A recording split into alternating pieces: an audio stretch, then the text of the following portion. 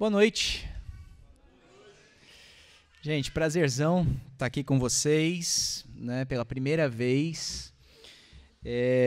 Pega tudo que o Luiz falou, divide por 100, né, com relação ao meu respeito à Igreja da Trindade. Nós somos aí irmãos em Cristo, nos conhecemos no Imersão Trindade. E quando o Luiz também falou, né, de se a gente poderia caminhar um pouco mais junto, a gente analisou lá na Igreja da Trindade com alegria mesmo. A gente tem dado a vocês o que é preciso, o que vocês precisarem, né? Tem sido gratificante para a gente, como igreja, ajudar outras igrejas. E primeira vez que eu estou aqui na região, não conhecia, então estou animado também, não só por conhecer vocês, nesses 3 dias que eu passo aqui, mas também a região, né? Eu peço já, desde já, né, um pouquinho de paciência com vocês, porque nem falei pro Luiz isso, mas ontem eu passei o dia no hospital, assim, amanhã no hospital. Eu tô 2 dias sem dormir, porque eu tô com eu acho que eu peguei algum resfriado, eu tô com uma tosse bem intensa, eu tô debaixo aqui de corticoide, de antibiótico, né? Então, se eu tossir um pouco, se eu tiver um pouco com dificuldade aqui para falar, é por causa disso. Não falei com o Luiz, porque eu sei que quando o pastor tá recebendo pastor convidado, dá nervoso. Né? Então, por isso que eu falei, não, deixa quieto, eu chego lá e aviso a turma. Bom, Luiz deixou aberto o tema, e o que eu talvez pensei em falar com vocês hoje é dessas 3 marcas, né, de uma igreja. São essas palavrinhas que parecem difíceis, mas não são, né, na prática. A igreja doxológica, logocêntrica e pneumodinâmica. Eu quero concluir essa aula 1 chegando nesses tópicos aqui. Não se assustem com os nomes, não é? E na aula 2, o que eu tentarei mostrar a vocês, em primeiro lugar, é o que seria um culto reformado. Acredito que a igreja de vocês aqui deseja ou está já na tradição reformada, ancorada na tradição reformada, e desejo mostrar de como essas 3 marcas aqui que vou apresentar para vocês impactam ou impactaram a noção do culto reformado.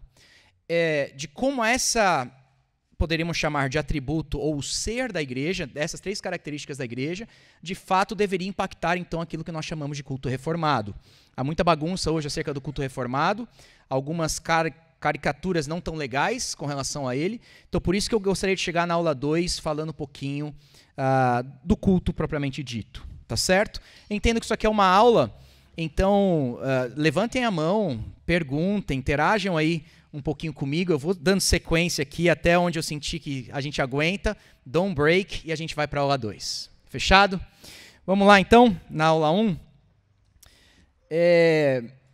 Começando, né, os prolegômenos. Então, quando a gente vai falar em eclesiologia, algumas coisas que nós deveríamos pensar primeiramente. A primeira coisa é acerca da necessidade da discussão a respeito da igreja. Por que é importante a gente falar da igreja? E aí, eu apresento para vocês um cara que, infelizmente, no Brasil não é muito famoso. O nome dele pode variar, ou François Turrentin, ou Francis Turrentin.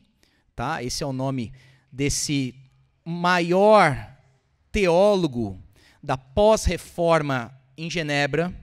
Ele é o último, considerado o último grande teólogo, né? Então, da 2ª geração dos reformadores, tá?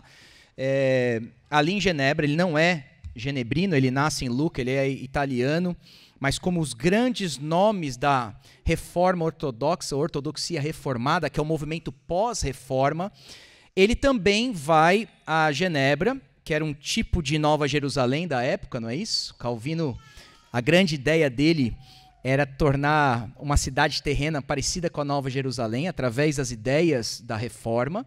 E esses grandes nomes, né, da pós-reforma, ou que a gente chama no movimento de ortodoxia reformada, reforma escolástica, são nomes que nós damos a esse 2º período, eles vão parar em Genebra. E esse homem, Francis Turrentin, ele é o grande último teólogo da Academia de Genebra. Isso é interessante. Infelizmente, e aqui é a triste, né, história dele, ele escreve 3 livros do tamanho aí da Instituta de Calvino, que é o livro que hoje você consegue adquirir, esse compêndio de teologia apologética, você consegue adquirir através da editora Cultura Cristã, mas o filho dele, ele vai contra as ideias do próprio pai. Então você tem um homem brilhante, que é Francis Turrentini, né, escrevendo como ninguém a reforma escolástica, e aí o próprio filho dele vai para uma linha mais filosófica, que a gente chama ali já de talvez alta escolástica, né, o finalzinho da escolástica, que eles já fogem um pouco das confissões reformadas, estão pensando mais em filosofia, e o filho dele vai refutar as ideias do próprio pai. Essa é a triste história do Turrentini. E eu começo aí falando um pouquinho dele, porque se nessa aula você já amar o Turrentini, eu já estou feliz. Se você comprar pelo menos um livro dele, eu já estou feliz. Tá certo? Já é algo que a gente precisa propagar. Tenho falado isso muito lá em São José. Nós precisamos pegar esse pessoal da pós-reforma ou da reforma ortodoxa, ortodoxia reformada, e divulgar eles no Brasil. É um período muito mais extenso do que a reforma protestante, mas poucos conhecem. É interessante isso. Porque se a gente pegar o período da reforma protestante, alguns vão dizer entre 1500, né, e 1560, 60 anos de período da reforma protestante, mas aqui nós temos de 1560 até 1800. Esse período. E quais são os nomes desses homens? A gente pouco conhece. E escreveram como ninguém. Escreveram, aliás, nesse método, né, que a gente chama ali o método escolástico, eles pegaram a teologia reformada, são acusados de terem uma teologia fria, uma teologia muito intelectualizada, mas isso não é verdade, tá certo? E eles trabalham exatamente essa ideia da escolástica, que você tem ali, né, o status questiones, objectiones, sede contra e respondeu, que é sempre fazendo uma pergunta, botando a oposição, ou trazendo, ele vai responder a pergunta dele, trazendo a própria oposição da pergunta dele, com os pensadores da época. Aí ele vai o sede contra, que é o como ele é contra, e aí ele vem não responder provando porque ele é contra. Esse é o método escolástico de fazer teologia. Gente, é teologia muito fina, coisa boa mesmo. Se você quer ler teologia reformada e muitas das perguntas que nós temos hoje, né, sendo respondidas assim de um modo minucioso, eu super indicaria o Francis Turrentini. Dito isso, eu estou só querendo responder a pergunta, a necessidade da discussão a respeito da igreja. Ele responde para a gente. Em primeiro lugar, ele vai dizer que é importante falar sobre igreja, porque a igreja é a obra primordial da Santíssima Trindade, é o objeto da mediação de Cristo, o sujeito da aplicação de seus benefícios. Então, por que é importante a gente falar de igreja? Porque a Trindade, ela cria a igreja, o objeto da obra da Trindade é a igreja. Atos 20 e 28 vai dizer que o próprio Deus comprou a igreja com seu próprio sangue. A igreja é importante para a Trindade, e é por isso que nós precisamos, então, falar de igreja. É isso que ele está começando a argumentar para a gente. Segundo lugar, ele vai dizer que não há salvação fora da igreja. E a ideia é que nós não somos salvos pela igreja, mas na igreja. Tem diferença aqui. Nós somos salvos pelo ministério da palavra na igreja, mas a igreja, ela tem o seu papel crucial na salvação. Aqui a ideia dialoga um pouco com o catolicismo romano, mas é isso mesmo, a salvação está na igreja, não somos salvos pela igreja, somos salvos por Cristo, pela fé, pela graça, mas pelo ministério que acontece na igreja. Em terceiro lugar, ele vai dizer que essa doutrina da igreja está nos nossos principais credos de artigo de fé, né? O credo dos apóstolos, por exemplo. E aqui é legal quando você vai falar com um desigrejado. A turminha hoje em dia vai falar que a igreja não é importante, mas quer ser cristão. E aí, se você puxar os credos mais antigos, o credo dos apóstolos, que talvez tenha sua formulação ali nos primeiros séculos, até o século III, e vai ser concluído no 7º século, creio na igreja. Ser cristão, então, é crer na igreja. É isso que ele está defendendo aqui. E em quarto, muito interessante, nós precisamos falar de igreja porque todo mundo quer se chamar de igreja. Isso que ele está dizendo. Todos reclamam para si, com grande zelo, o sacro título de igreja. E aí ele cita a frase de Tertuliano, de que as vespas também fazem seus favos, os marcionitas também fazem igrejas. Não é? Então, por que precisamos falar de igreja? Porque hoje você tem várias igrejas e nós precisamos saber o que de fato é uma igreja. É isso que ele está querendo aqui argumentar. Tem uma frase também muito legal, não vou ler o texto todo para vocês, mas é um artigo de Joe Webster, num artigo dele chamado On Evangelical Ecclesiology, e ele vai dizer que a fé cristã é eclesial porque é evangélica, mas não é menos verdade dizer que é somente porque a fé cristã é evangélica que ela é eclesial. Isto é, seu caráter eclesial deriva unicamente e totalmente dependente da manifestação do Evangelho, do propósito soberano de Deus para suas criaturas. Eu explico para vocês. O que ele está querendo dizer é que a igreja existe porque o Evangelho existe. Não tem como você separar a igreja do Evangelho. Não tem como você falar que crê no Evangelho e não crê na igreja. Porque a igreja é cria do Evangelho. É isso que ele começa a dizer, que a fé cristã é eclesial porque é evangélica. Essa é a ideia. Então, só para demonstrar para a gente da importância do que vocês estão fazendo aqui, da importância de conhecermos um pouquinho melhor acerca de eclesiologia. Infelizmente, hoje, né, nós falamos isso lá na imersão, a eclesiologia é esse tema meio que no porão ali da teologia, escondido. Poucos querem conhecer um pouquinho mais sobre essa doutrina super importante. Aí, indo ainda um pouquinho para frente com vocês, Turretin vai dizer então que antes de falarmos de igreja, a fé deve proceder o conhecimento sobre a igreja. Primeiro deve ter fé e depois nós deveríamos pensar sobre a igreja. A frase que ele cita de Jerônimo ali embaixo é: a igreja não consiste em edifícios, mas na verdadeira doutrina, a igreja está onde está a fé genuína. E aqui é óbvio, né? Nós não podemos estar na igreja se ainda não temos fé. Essa é a ideia. Fé deve preceder, então, igreja.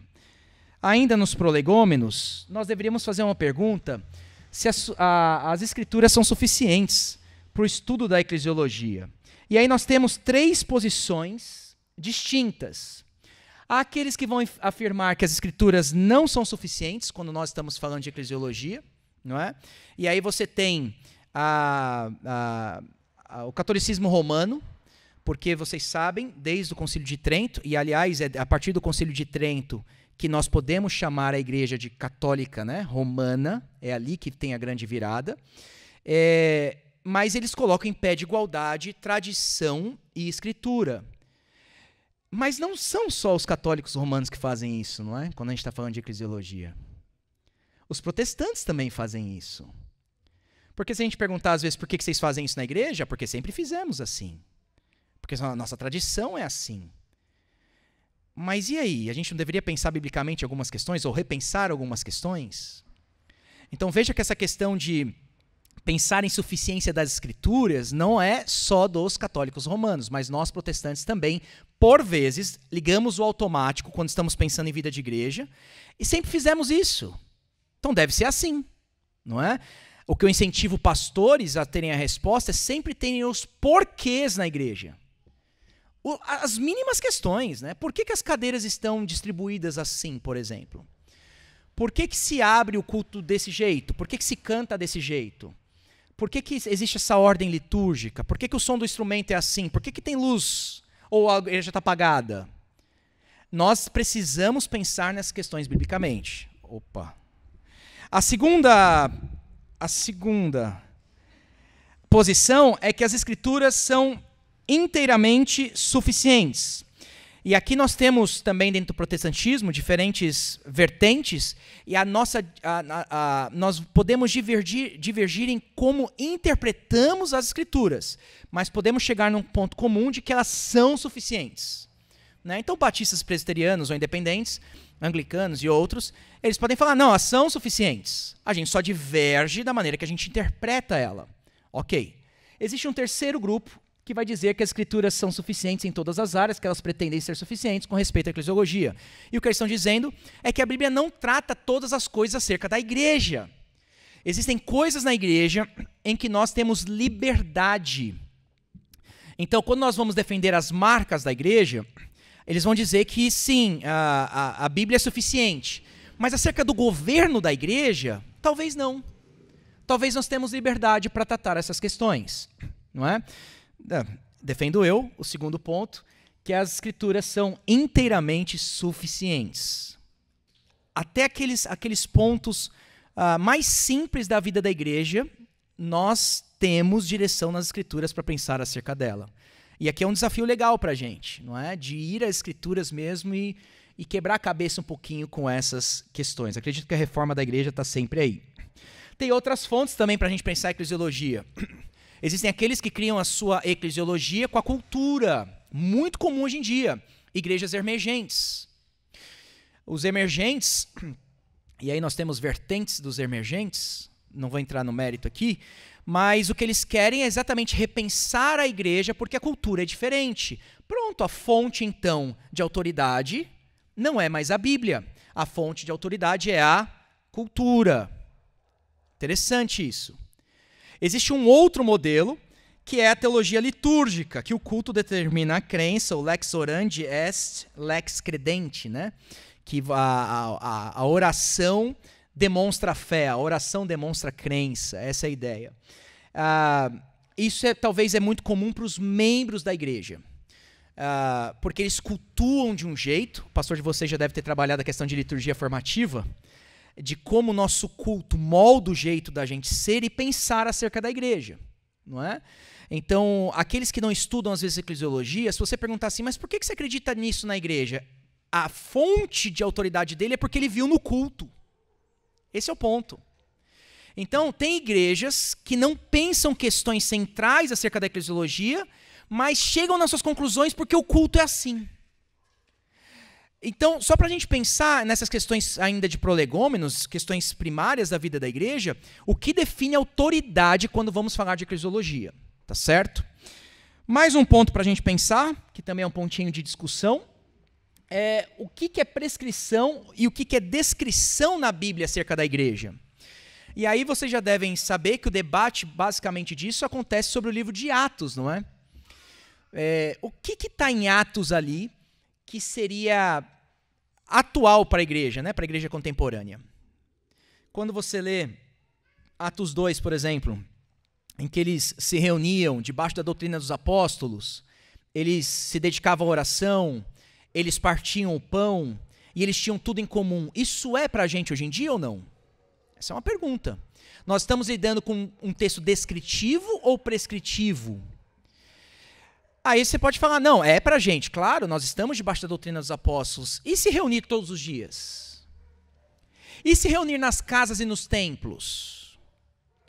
Então, essa é uma discussão importante no prolegômeno, quando a gente está pensando em eclesiologia, porque a gente tem que ter também certas respostas para lidar com o texto bíblico. É importante também lidar com textos históricos, principalmente textos como o livro de Atos.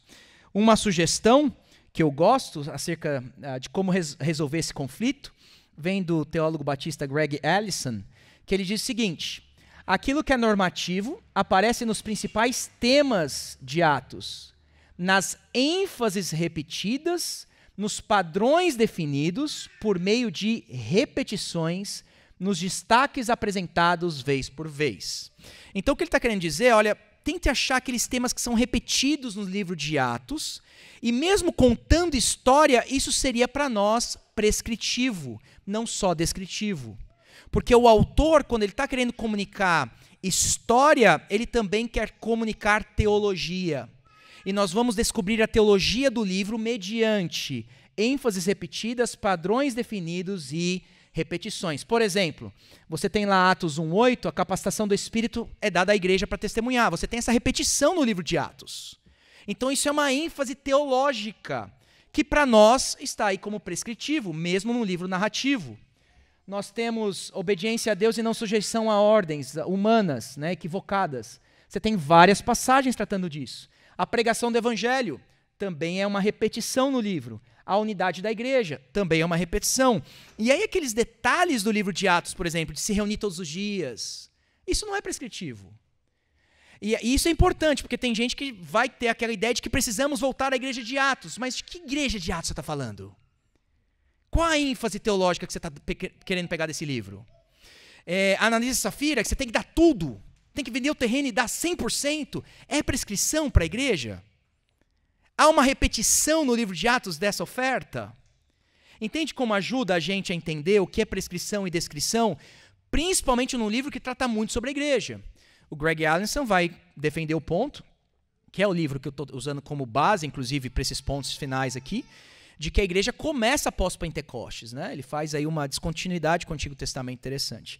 E aí, se começa após Pentecostes, a gente tem que olhar para o livro de Atos, mas a gente tem que ter essas respostas aí bem definidas, porque senão a gente vai querer uma igreja bem problemática, que era a igreja de Atos. O pessoal quer voltar para a Era de Ouro, né, pensando em Eusébio, etc., que escreveram, né, tratam aquela era como a Era de Ouro, mas na verdade era uma igreja bem problemática. Seguindo com vocês ainda na questão então de prolegômeno, tem uma definição. Eu não vou lê-la toda com vocês, acho que esse material pode ser dado para vocês depois, tá? Para não cansá-los aqui, mas eu gosto da definição do Greg Allison, porque é uma definição que eu considero bem completa. Ele vai falar que é um povo salvo em Jesus Cristo, ele vai falar da igreja invisível e visível, ele vai falar dos ofícios dessa igreja, de marcas dessa igreja, vai falar da capacitação do Espírito, enfim. É um resumão aí que eu considero bem completo acerca de uma boa definição.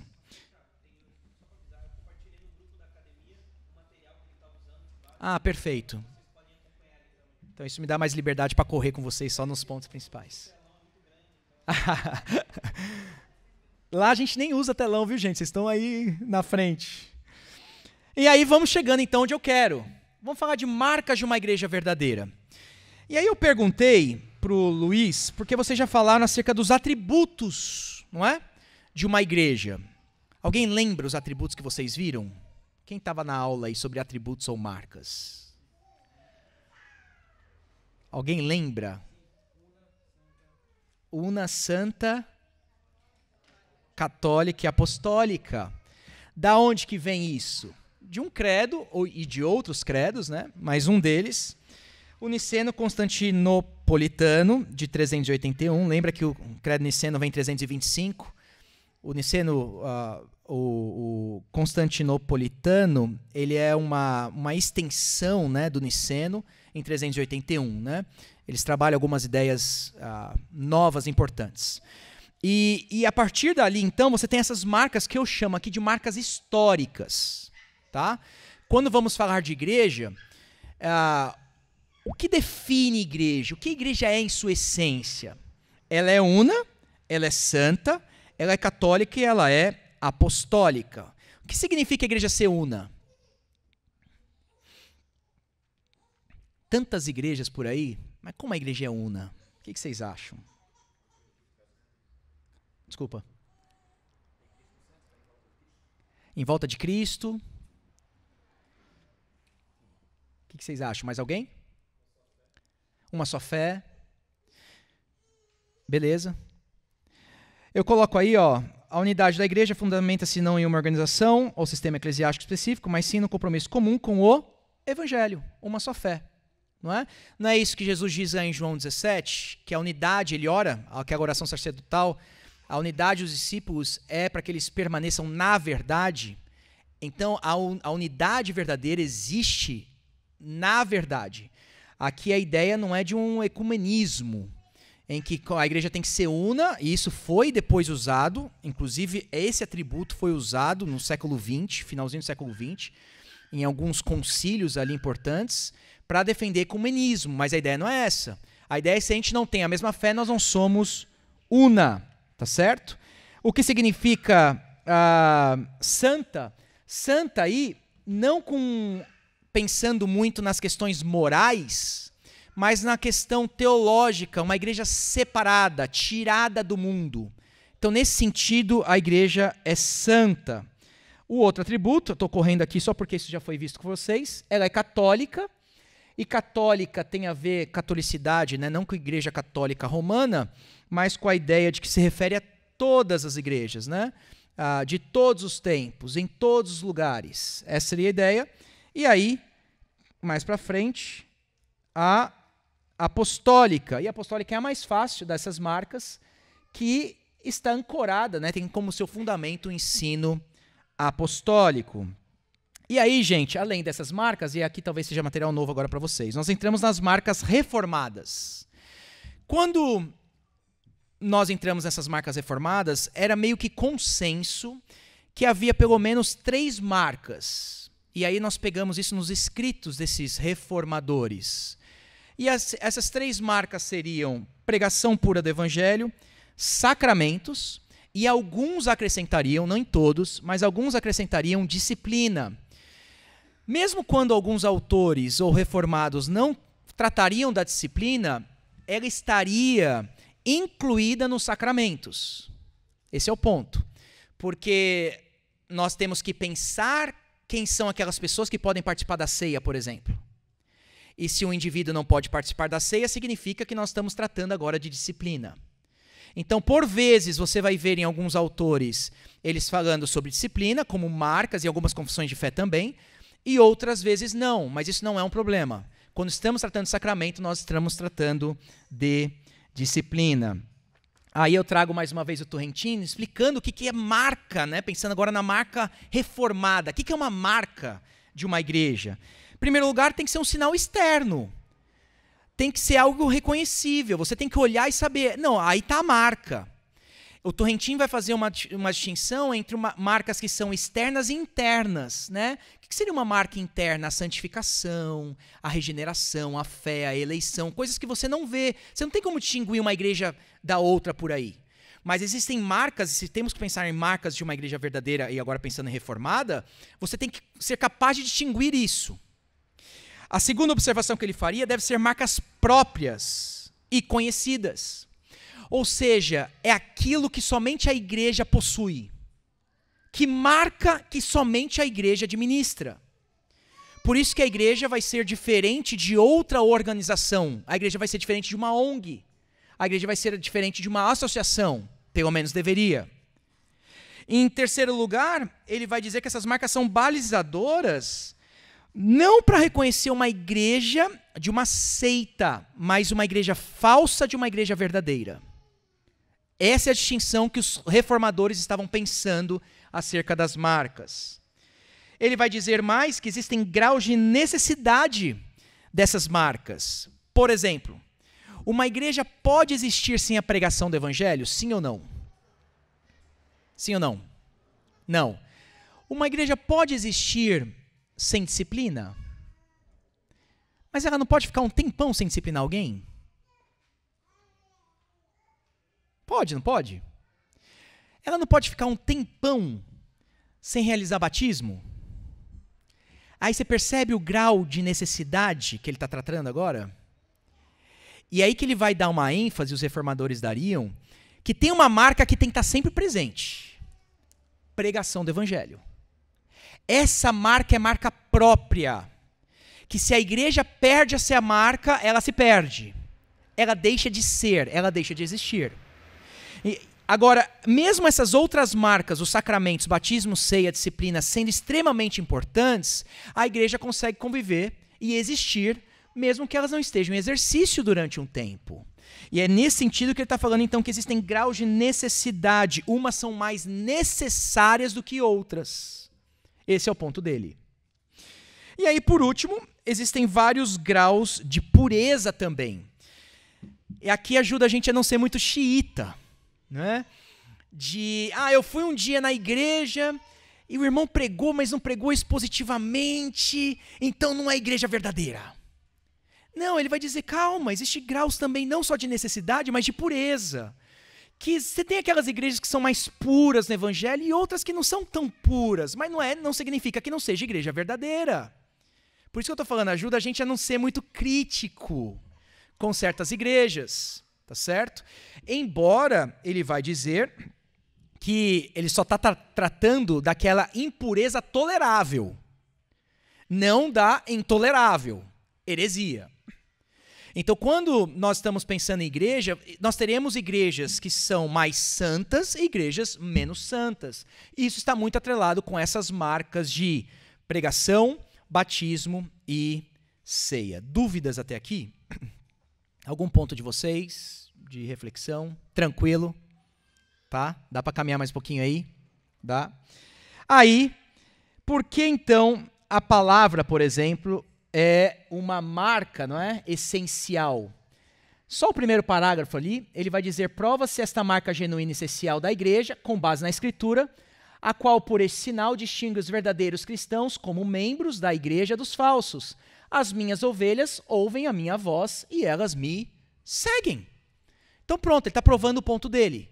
Por que a pregação é uma marca crucial? Porque as ovelhas vão seguir a pregação. As ovelhas vão seguir a voz do pastor. As ovelhas vão amar a voz do pastor. Quando nós entendemos, principalmente os pastores entendem isso, isso é libertador. A gente não precisa inventar a roda no púlpito. A gente precisa pregar a palavra. As ovelhas querem os pastos verdejantes. E quando nós estamos pregando com pastos verdejantes, elas vão vir com fome para serem saciadas.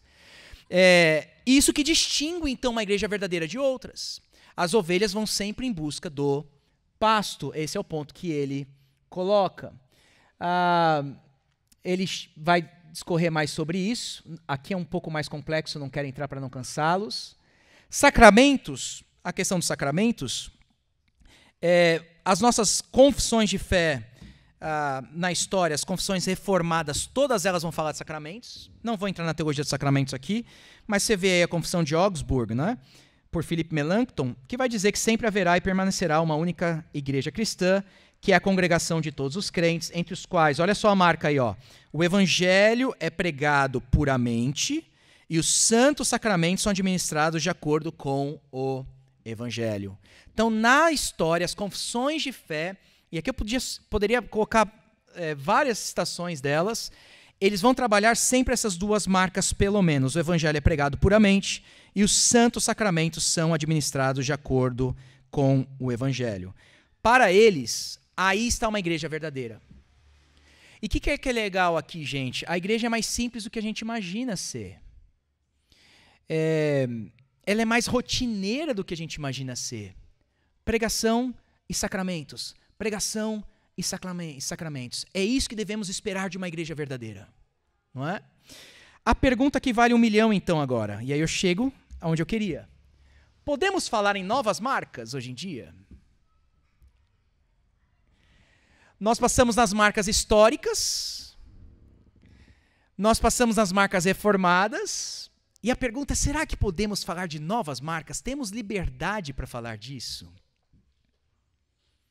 Ou nós temos que só ficar com as marcas históricas e reformadas? Será que a gente consegue olhar para a igreja e falar, não, peraí, existem atributos nela que a gente deveria dar destaques hoje em dia?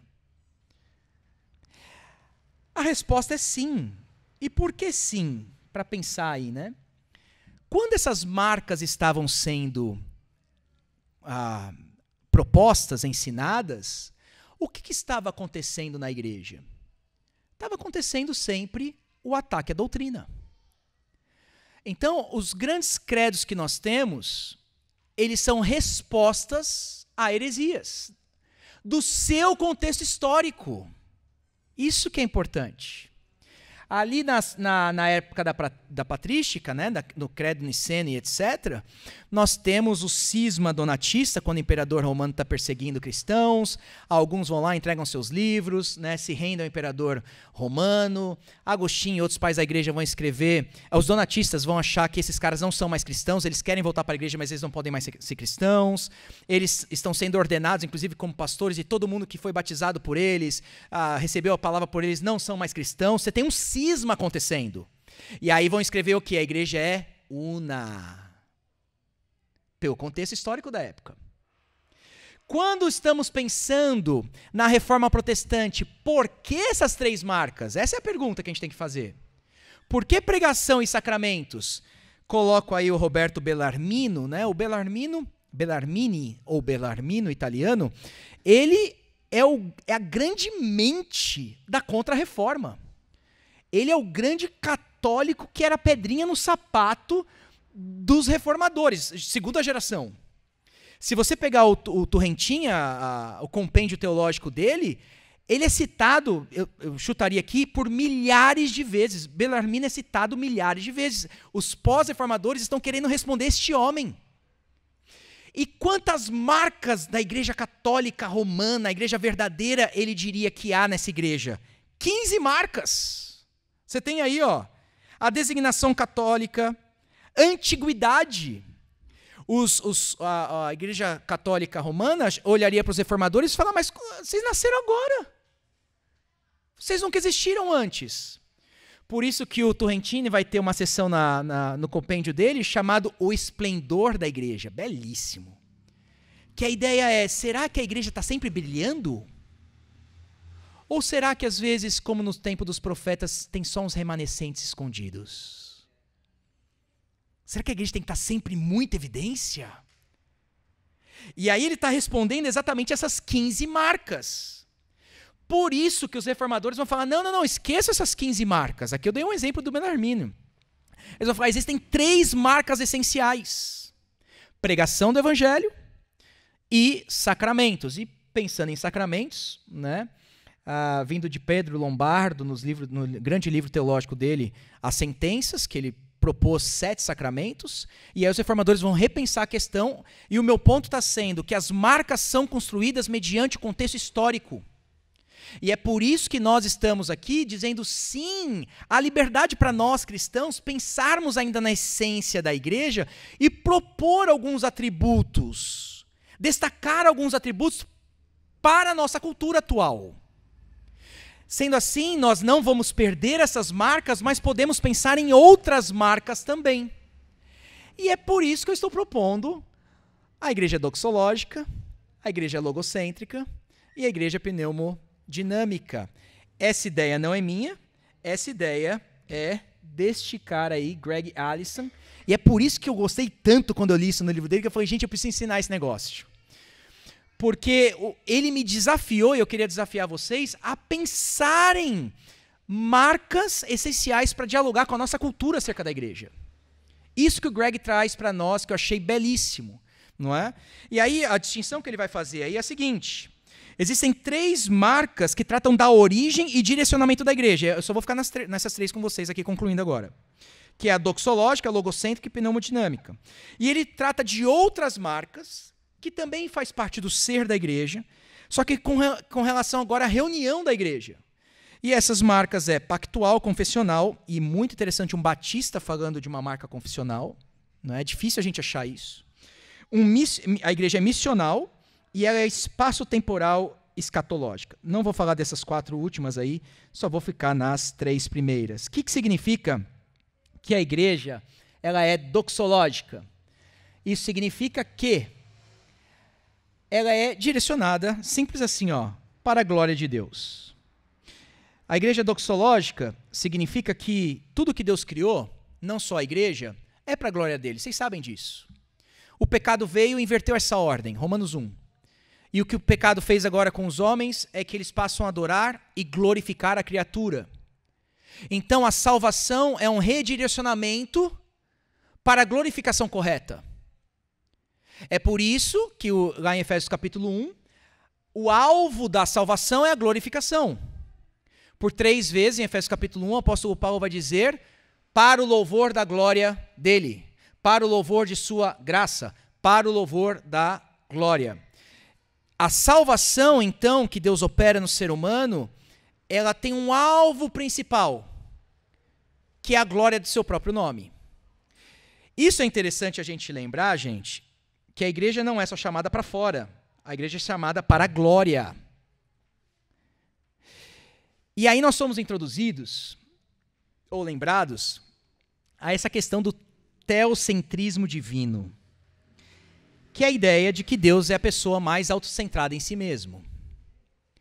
Quando nós estamos falando da questão doxológica, nós estamos afirmando que Deus, ele, por toda a eternidade, se conheceu, se amou e se glorificou. São 3 verbos que nós encontramos quando estamos falando da Trindade, não é isso? Eles sempre, pensando agora nas pessoas, né? Se amaram, sempre se conheceram, porque o Filho é a expressão do Pai, há uma imagem na Trindade. E eles sempre se glorificaram, porque a oração de Jesus é: Pai, glorifica-me com a glória que eu tinha contigo, mesmo antes do mundo existir. Deus sempre foi totalmente centrado em si mesmo. Deus nunca precisou de nós. Deus nunca precisou da igreja. Quando Deus criou, nós já sabemos disso, ele não cria porque ele precisa, ele cria porque ele transborda. E ele transborda tanto que agora, e aí vem aquela doutrina famosa da pericorese, né? Ele transborda a tal ponto de nos colocar nessa dança, né? nessa relação intratrinitária de amor, de conhecimento e de glória. Por isso a criação. Aí vem aquela pergunta, né, que alguns fazem, e o Piper tenta trabalhar isso muito legal, se Deus é megalomaníaco. Porque parece que Deus tem esse problema de ego, então. Como é que pode a pessoa ser totalmente centrada em si mesmo?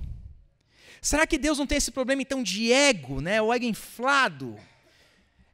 Se você conhece alguém, a pessoa é totalmente o tempo todo, né, centrada em si mesmo, você vai falar: você tem um problema de ego. Será que nós podemos afirmar que Deus tem um probleminha de ego? Ele é megalomaníaco? E a ideia aqui, a resposta mais simples que eu daria é não, porque Deus pensa exatamente aquilo que ele é. Quando o ser humano pensa muito de si mesmo, ele não é muito. Então ele está pensando de um modo errôneo acerca de si mesmo. Mas quando Deus pensa demasiadamente acerca de si mesmo, ele de fato é isso tudo que ele pensa. Por isso que não é um problema de ego, é uma questão de realidade, é uma questão de existência, é uma questão de justiça. Porque a justiça está aí para exaltar exatamente aquilo que é mais precioso, mais correto, mais verdadeiro. E Deus fazer isso não é um problema de ego, é uma questão de ser justo consigo mesmo. Nós sabemos que Deus está em outra categoria. A santidade de Deus coloca ele em outra categoria. Aqui nós pensamos acerca de Deus, às vezes, como se fosse tipo, você tem o ser humano aqui embaixo, ou você tem qualquer outra criatura embaixo do ser humano, aí você tem o ser humano, aí daqui a pouco você tem aqui um ser humano melhorado, um ser humano quase perfeito, Deus. Não, Deus está em outra categoria. É um ser distinto. Ele não está numa linha com o ser humano aqui, né? E aí aquele atributo de Deus, que é a simplicidade dele, vai ensinar isso pra gente. A santidade de Deus, quando você lê acerca da santidade de Deus, torna ele distinto. É por isso que você tem na Bíblia, né? Ninguém é santo como o Senhor, porque não há outro além de ti. Com quem vocês vão me comparar? A quem eu seria igual? Diz o santo. Ser santo, portanto, é ser totalmente distinto. É ser o ser mais valioso, mais precioso, mais exaltado que há. E é por isso que ele pode glorificar a si mesmo o tempo inteiro. Por isso que não há um problema em Deus, por toda eternidade, exigir glória a si mesmo. É justo ele fazer isso. Uma objeção que eu coloco para vocês é por que Deus precisa fazer isso? Aqui é um artigo desse homem chamado Michael Pruse, no Financial Times, que ele vai dizer, né, no finalzinho ali, se Deus é moralmente perfeito, ele não tem problema de caráter, então por que todas essas pessoas estão de joelhos todo domingo? Em outras palavras, por que Deus precisa exigir a adoração de nós?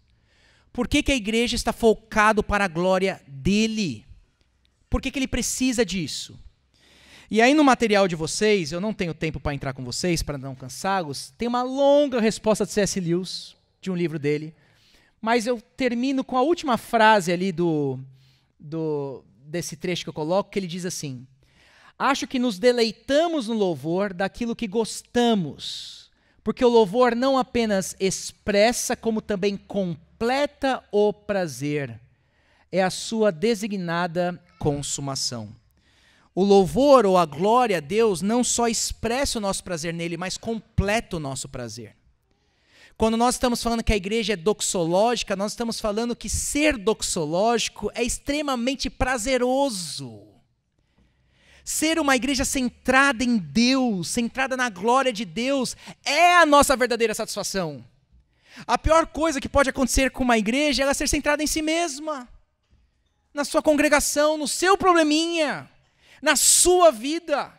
Você não vai ser satisfeito nesse caminho. O que nós aprendemos na Bíblia, como Salmo 147 e outros, é bom cantar louvores a Deus, é bom, é prazeroso. Então, quando Deus exige isso da igreja, igreja, eu te formei, seja centrada em mim, tem uma questão de satisfação, tem uma questão de prazer que está em jogo da igreja, uma questão de alegria. A igreja é doxológica nesse sentido. Ela é criada por Deus que é glorioso, aí está a sua origem, e ela é voltada para a glória de Deus. Nesse sentido, a igreja é doxológica. Indo para frente com vocês,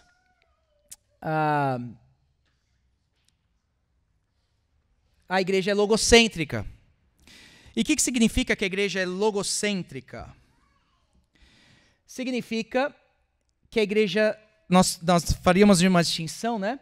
Que a igreja é centrada na palavra encarnada e a igreja é centrada na palavra inspirada. Então, ser logocêntrica significa ser centrada, né, nessa palavra, que tem uma outra palavrinha para ela, né? Hipostática, que é a ideia de ser o próprio filho com a mesma essência do pai, né? Mas pense em palavra encarnada e palavra inspirada. Então, a igreja ela é centrada tanto em Cristo e a igreja é centrada na palavra, simples assim. O penúltimo ponto ali, a pregação do evangelho não apenas conclama as pessoas a fé em Cristo, ela é o meio pelo qual o Espírito cria fé nos corações delas. As energias de Deus, e quando nós estamos falando de energias de Deus, estamos falando da palavra revelada, as energias de Deus, mediadas pela linguagem humana chamada pregação, não apenas nos informam de juízo e graça, mas nos julgam e salvam. Em outras palavras, a palavra pregada, ela não só informa, mas ela realiza aquilo que ela informa. Esse é o ponto. Quando nós estamos pregando, nós não estamos falando somente que Deus vai julgar, por exemplo, os ouvintes, mas mediante a palavra que está sendo julgada, pregada, Deus já está julgando. Quando nós pregamos, nós não só falamos que Deus salva, isso é informação. Mas quando nós estamos pregando, Deus está salvando por meio da sua palavra. Por isso que o último ponto é importante, e eu gosto dessa descrição de Michael Horton, falando que a palavra, texto que nós temos revelação, é a energia de Deus. É poderosíssimo, gente, essa palavra. O Salmo 29 vai dizer que a palavra, a voz do Senhor despedaça os cedros do Líbano. O verso embaixo, o Senhor despedaça os cedros do Líbano. Porque a palavra realiza a mesma coisa que o Senhor realiza. Porque o Senhor só realiza mediante a palavra. E aí por isso que alguns vão até defender que a palavra é como se fosse uma extensão de Deus. Claro que a palavra não é divina no sentido de ter a essência, né? Ser Deus como propriedade. Mas é a ideia de que Deus, tudo que Deus faz, Ele faz mediante a sua palavra. E é essa ideia que nós temos então da igreja ser logocêntrica. Ela é criatura da palavra. Por meio da pregação, um ponto no meio ali, a igreja é lembrada que ela é receptora, apenas ouvidos servem nesse momento. Por isso que é humilhante para a igreja quando ela é logocêntrica. Porque o único órgão seu que está em funcionamento nesse momento são os ouvidos. Você não faz nada. É ele fazendo tudo. É ele guiando, ele governando a igreja mediante a sua palavra. E por último, a igreja é centrada em Cristo, como eu falei, não é? Não só na palavra, mas centrada na palavra encarnada também. E aí, uma aplicação interessante, antes de eu ir para o último ponto. Dito isso, que a igreja tem que ser logocêntrica, a perguntinha que eu faria para vocês é a primeira ali. É possível pregarmos um sermão que não seja distintamente cristão? O que vocês acham? A gente falou aqui de ser centrado na palavra, né? Mas, de certa forma, toda igreja de domingo vai abrir a Bíblia e pregar a palavra. Mas é possível nós pregarmos sermões ou professoras de escola dominical, professoras de ministério infantil? É possível ensinarmos sem sermos distintamente cristãos? Sim ou não? Pregando a palavra.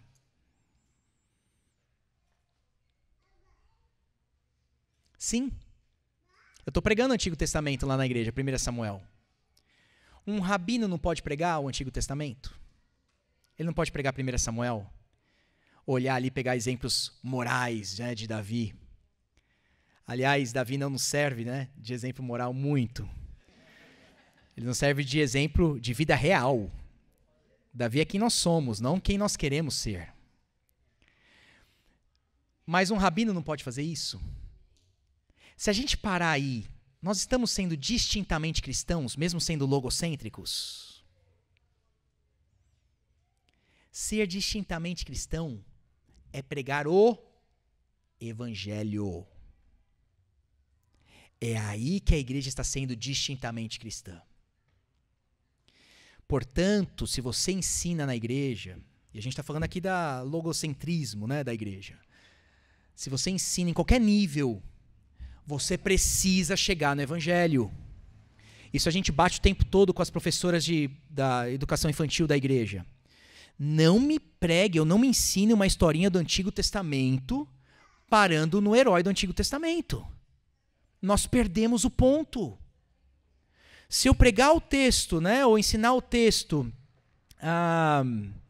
Abraão, Sansão, qualquer outro, e parar nele, você tem que ser como ele. Não, você não pode ser como ele. Se eu parar aí, não sou distintamente cristão. Todas essas mini narrativas estão comunicando a macronarrativa de Gênesis e Apocalipse. Desde Gênesis 3,15, você tem duas sementes, descendente da mulher e da serpente, e tudo agora vai apontar para o descendente da mulher sendo crucificado. É por isso que tem histórias do Antigo Testamento escritas.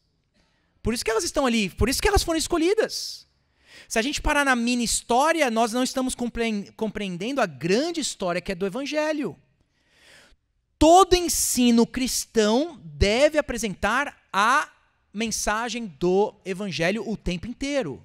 Seja no púlpito ou seja em qualquer aula que nós estamos dando aí, né, no ministério da igreja. Então, cuidado com isso. Uma coisa, e aí a gente fala às vezes, pessoal, né? Você tem que procurar uma igreja que é bíblica. A pessoa olha e fala assim, mas eu vou na igreja, o pastor abre a Bíblia lá, ele prega. O que a gente precisa ajudar a pessoa é achar uma igreja bíblica, distintamente cristã. Só que para isso, o pastor vai ter que ter uma boa teologia bíblica por trás. E quando eu estou falando teologia bíblica, não é teologia que vem da Bíblia, é uma área da teologia. Que é exatamente essa área da teologia que cobre, não é, essa história com a grande história do Evangelho por trás. Caminhando para o final com vocês, e a gente toma um café. A igreja é pneumodinâmica, né? E aí, óbvio, está falando de pneumatologia, que é a doutrina do Espírito. A igreja é criada, reunida, dotada e capacitada pelo Espírito. Pelo Espírito. Deixa a frase de Michael Horton com vocês aí. O Espírito Santo é extrovertido, olha que legal. Sempre saindo em missões com sua palavra, criando uma comunidade extrovertida, que pode finalmente olhar para Deus com fé e voltar-se para o mundo em amor, testemunho e serviço. Como é que o Espírito opera na igreja? Distribuindo dons espirituais, ele cria unidade, ele que separa os líderes, ele que faz isso, e ele que capacita com poder o testemunho cristão. O ponto, quando a gente entende, então, que a igreja é pneumodinâmica, né, é a ideia de que o Espírito, gente, trabalha em nossas vidas na comunidade. Esse é o ponto. Vida com o Espírito acontece mediante os meios que o Espírito usa. E o Espírito, ele usa a palavra e os sacramentos. Se você quer transbordar de vida no Espírito, você precisa estar na comunidade. Esse é o ponto. Tá certo? São basicamente esses pontos que eu coloquei aí. Um outro ponto é que uma igreja cheia do Espírito, esse é um ponto, né? Como é que você sabe que a igreja está cheia do Espírito? Se ela for cristocêntrica. Porque o Espírito não marca culto para si mesmo, né? É a ideia do Packer, que ele vai dizer que o Espírito tem aquele ministério do holofote. Ele está sempre iluminando a pessoa do Filho. O Espírito nunca está com a luz para si mesmo. Uma igreja que está cheia do Espírito não marca culto para você ser cheio do Espírito. A igreja que é cheia do Espírito está pregando Cristo domingo após domingo. Ela é cristocêntrica. Quanto mais Cristo estiver nas nossas orações, quanto mais Cristo estiver nas músicas que nós cantamos, quanto mais Cristo estiver na nossa pregação, ali o Espírito está atuante. É assim que você sabe se a igreja está cheia do Espírito. Nesse sentido que ela é pneumodinâmica. A conclusão? Uma vez que a própria existência da igreja se deve ao Deus Trino, a sua obra salvífica por meio de Jesus Cristo, o Filho e no Espírito Santo, a igreja se volta para a glória de Deus, ao mesmo tempo que se encontra na palavra de Deus, sempre capacitada pelo Espírito de Deus. Nesse sentido, a igreja é doxológica, logocêntrica e pneumatológica, né, ou pneumodinâmica. Dúvidas antes da gente dar um break? Ideias novas? Ou não? Não muito? Normal? Quem? Que eu tenha lido, sim. Não li em outro lugar. E achei muito legal. O que eu estou achando legal aí é, de novo, acho que são 3 marcas importantes para a nossa cultura, para os nossos dias, para os nossos tempos. Principalmente a questão de ser logocêntrico, né? A ideia do que é uma igreja cheia do Espírito, muito importante para os nossos tempos, né? Ser uma igreja doxológica, mas não heterodoxológica. Em certo sentido, toda a igreja está adorando algo, mas o que você está adorando? Então, eu acho que essas marcas, elas comunicam bacana com os nossos dias atuais. Por isso que eu gostaria de trazer essas ideias para vocês nessa primeira aula. Mais alguma fala, pergunta, ponto? Discorde, alguém discorda? Não? Vamos tomar um café? E a gente volta para a aula 2. Valeu, gente.